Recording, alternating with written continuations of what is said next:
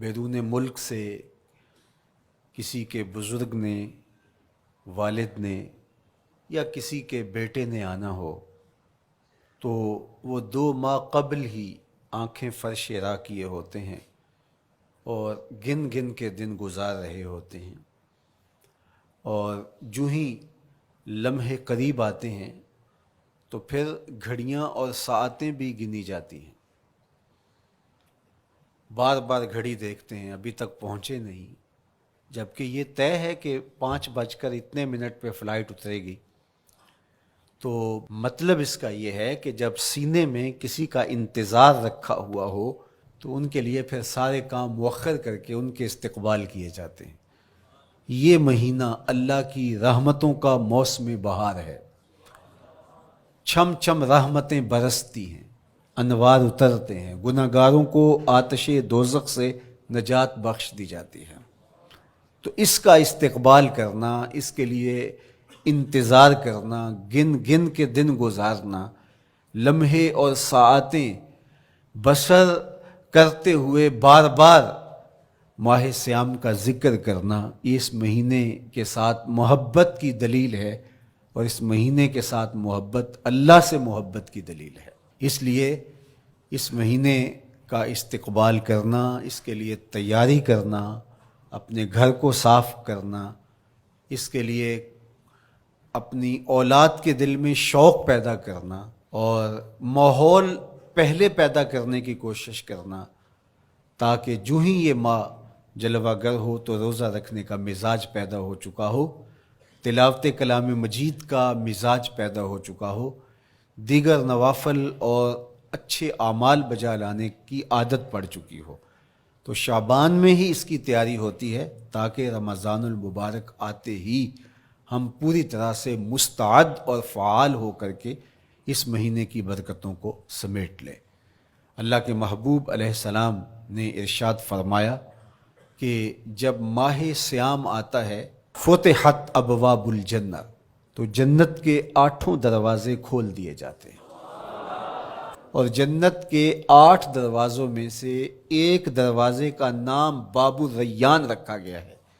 جو صرف روزہ داروں کے اعزاز و تکریم کے لیے ہے۔ روزہ دار اس دروازے سے گزر کے جنت جانے۔ حضرت سیدنا سلمان فارسی رضی اللہ تعالی عنہ فرماتے ہیں کہ تو رمضان المبارک سے قبل حضور نے یہ خطبہ ارشاد کیا، یا ایھا الناس، اے لوگو، قد اظلکم شہر عظیم، اللہ نے تمہارے اوپر ایک بہت پاکیزہ، پر نور، عالی مرتبت مہینہ سایہ فگن کر دیا ہے۔ شہر فیہ لیلۃ خیر من الف شہر، اس مہینے میں ایک ایسی رات ہے جو 1000 مہینے سے بہتر ہے۔ جعل اللہ صیامہ فریدہ و قیام لیلۃ تطوع، اس مہینے کے دن کے روزے فرض قرار دیے گئے اور راتوں کا قیام نفل بنایا گیا۔ ومن تقرب فیہ بخصلۃ من الخیر کان کمن ادی فریدۃ فیما سواہ، ایک نفل کا ثواب ایک فرض کے برابر اس مہینے میں کر دیا جاتا ہے۔ ومن ادی فریدۃ کان کمن ادی 70 فریدۃ فیما سواہ، اور اگر کوئی ایک فرض ادا کرتا ہے تو اس کو 70 فرائض کا ثواب ملتا ہے۔ وہو شہر الصبر، یہ مہینہ صبر سے کھاتا ہے، ہونے کے باوجود بھی انسان تناول نہیں کرتا۔ ٹھنڈا میٹھا مشروب میسر ہے اور زبان کانٹا بن گئی، حلق خشک ہو گیا، لیکن اس کے باوجود بھی ایک گھونٹ حلق سے نیچے اتارنے کا روادار نہیں ہوتا، تو یہ صبر کی عادت ڈالتا ہے۔ اور سنو، صبر کا ثواب جنت ہے۔ وشہر المواسات، اور یہ ہمدردی کا مہینہ ہے، باہمی پیار کا مہینہ ہے، الفتیں بانٹنے کا مہینہ ہے، نرم دلی کا مہینہ ہے، ایک دوسرے کے احساس کا مہینہ ہے۔ جب کوئی شخص بھوک اور پیاس کاٹتا ہے تو اس کو پھر محسوس ہوتا ہے، بالخصوص امراء، کہ بھوک کیا بلا ہوتی ہے، اور جو نان شبینہ کو ترستے ہیں اور جنہیں کھانا میسر نہیں آتا ان کی زندگیاں کتنی تلخ ہوتی ہیں۔ تو بھوک اور پیاس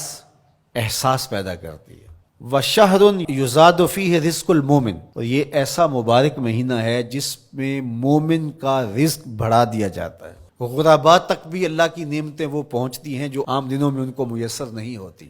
اور امراء بھی نعمتوں کا لطف لیتے ہیں، اس لیے کہ بھوک کاٹنے کے بعد جب ان کو نعمت میسر آتی ہے تو پھر انہیں احساس ہوتا ہے۔ وَمَنْ فَطَّرَ فِيهِ صَائِمًا كَانَ مَغْفِرَةً لِذُنُوبِهِ، جس نے روزہ دار کا روزہ افطار کروایا، یہ افطاری گناہوں کی مغفرت اور آتش دوزخ سے گردن کی آزادی کا مجدہ جاں فضا بن جائے گا۔ وَقَانَ لَهُ مِثْلُ أَجْرِهِ مِنْ غَيْرِ أَنْ يَنْقُصَ مِنْ أَجْرِهِ شَيْءٌ، اور روزہ افطار کروانے والے کو روزہ رکھنے والے جتنا اجر ہی دیا جائے گا، لیکن روزہ رکھنے والے کے اجر میں بھی کوئی کمی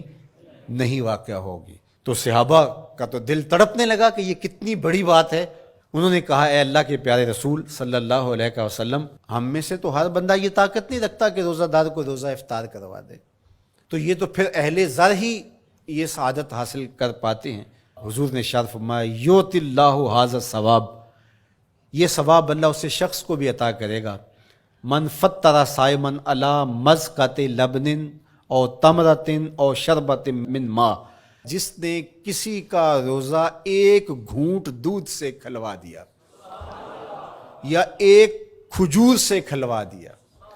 یا پانی کے ایک گھونٹ سے اس کا روزہ افطار کروا دیا۔ ومن اشبع صائما، اور جس نے صحیح اہتمام کے ساتھ روزے دار کو اچھا کھانا کھلایا، اچھی پرتکلف افطاری دی، سقاہ اللہ من الحوض شربتا لا یظمأ حتی یدخل الجنہ،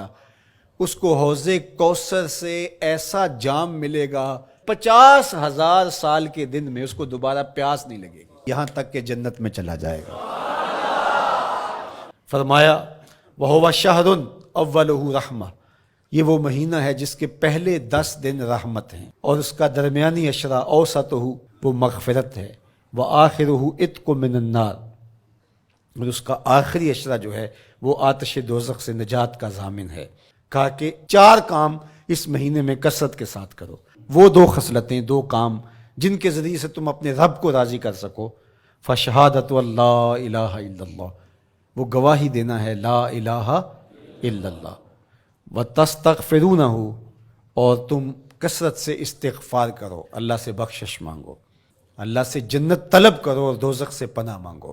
تو یہ کام جو تمہاری ضرورت ہے تم اس مہینے میں کثرت کے ساتھ کرو۔